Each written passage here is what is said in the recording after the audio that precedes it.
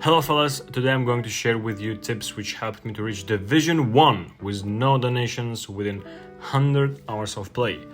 I have finished last season by becoming top 700 in EU, as you can see on the screen, and my tips which I'm going to share with you right now will help you to boost your game and enhance your playstyle without donating a single penny. So I have used all free cards which was given by Konami, so get your tea or coffee, relax and enjoy the show.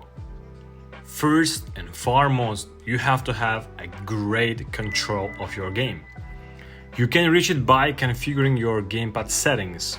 For example, for me, as I play on PlayStation controller, I have changed the dash button from R2 to R1, as it is easier for me to reach R1 and my finger can rest on it compared to R2, which is uncomfortable and makes your finger fatigue when you want to play a lot of matches. So do your settings properly, and you can do it by going to the extra settings controller, and you can do however you feel good. So choose your settings and choose your playstyle. Secondly, guys, use the minimap. Yeah, I know it sounds easy, but believe me, earning and using that skill in the game is really tough. Well, why you need the skill? If you can see from camera view, as it is small and narrowed, you can't see all your players, which results you to pass to players which are in a risky position. You can lose the ball or your opponent can intercept the ball. However, if you look to the minimap, you can clearly see some options. There are players who are open and can receive the ball. Believe me, after acquiring the skill, your game will change and you will become more unpredictable. As every match you have to be less predictable and your opponent can't read your next move. Add this new skill to your arsenal and you will be a beast. Next important point, try always different stuff. By that, I mean try to play with different players, try different formations, try different skill moves, try changing your playstyle. If you feel like you're stuck at Division 3, 2, 4, 5, whatever, and cannot climb to Division 1, maybe it's a sign that you have to change something within your game. So look for different view for your game, and maybe you are playing too predictable. For this, I will give you the real life example. This game, I was playing against a top player. It is Division 1 play. And as you can see here, Camavinga tries to pass to Messi. And what's happening here? Most of the times I try to dribble to the corner side or push to the goalkeeper, but in this case I tried to do something different. I saw that the opponent is making a space here and I try to use this space, and I know that the Messi is left-footed, so it is his strong leg, and I know Messi has a really good curl, so I can try to score a goal from this position. As I see the free space, I go to the free space and boom, which ends with a goal. Most of the times in this kind of situations, you start to panic and do everything in automatic mode, because this is a muscle memory. You play on muscle memory, and maybe you are doing the one thing over and over, and of course your opponent is reading you like a book and you have to do something different, as I've shown you in this case.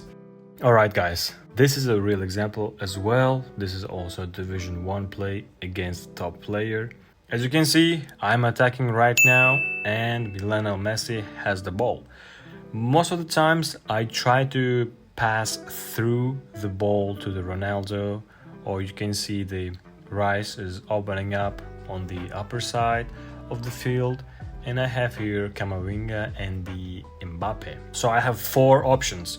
The opponent is already trying to close the Mbappe, and you can see Mbappe is running forward because he is the winger and you know the wingers always try to cut the corner right behind the opponent, which is the Mbappe is trying to do. But my opponent is skilled and he knows that the winger will do this kind of stuff, and he's trying to protect the ball by keeping his player close to Mbappe. And I know that I cannot pass to Mbappe. If I pass, it's gonna be intercepted by the opponent. So what I'm gonna do is doing something completely different. I have never done it before, but it was simultaneously I got this idea. As you can see, I have a lot of free space in the middle section between the opponent's players. Right here, green section, and I try to dribble with the Messi because Messi has really good dribbling skills. I try to dribble ball a little bit forward. I dribble, then opponent tries to catch the ball and get the ball from the Messi, of course, because I'm going towards his goalkeeper and it's becoming too dangerous for him. He knows it. And then he thought that I will pass to the Cristiano Ronaldo, who is opening. And he got his player and putting before Ronaldo to this space. And I saw that and reacted quickly, and I see that on the left side of a Messi it is open space, and I try to shoot from this position because Messi has really good shooting skill and he has a great left leg shot. So I try to shoot from here, which ends up with beautiful goal. And of course, Lionel Messi celebrating like a king. By using this simple approach, trying to do different stuff every time you log into the game will change your game completely. Of course, you will have a lot of risky moments. Of course, you're gonna lose the ball, but at the end, it will pay you off, just trust me. It is a long process, but it will pay you off.